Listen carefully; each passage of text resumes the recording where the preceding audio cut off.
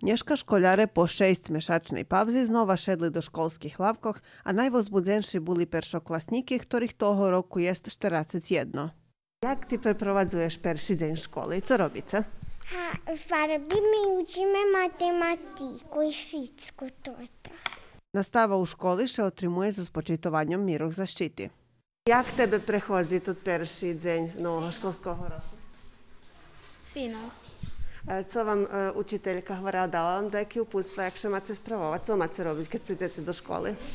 Ще kad vidíme da gdje do kupatila, tak або vonka musíme še dezinfikovati. 1. september počal dobre, znači všetky školáre še pritrimuje tých pravilov, co sme hovorili, že by trebali da še pritrimuju, znači každé oddelenie má svoju učalnju, svoje mestočko u oddeljenju, takže i teraz toto, co patrime, znači djeci u maskog jedino na tim velikim odpočivku, da to iz nje, ali uglavnom i vidíme, že su zadovoljni, že dlhší čas ne boli vjedno, takže 1. september fino počal. Jak говоря учительки, з ktorými sme bešedovali, tot školský rok še odvíva u inšakých uslovijoch u odnošenju na prešli roky, ale toto co iste to požnjenje u učebnikoh za pojedni predmeti, takže še učiteljki i nastavnici muša znahodzic u organizovanju nastave.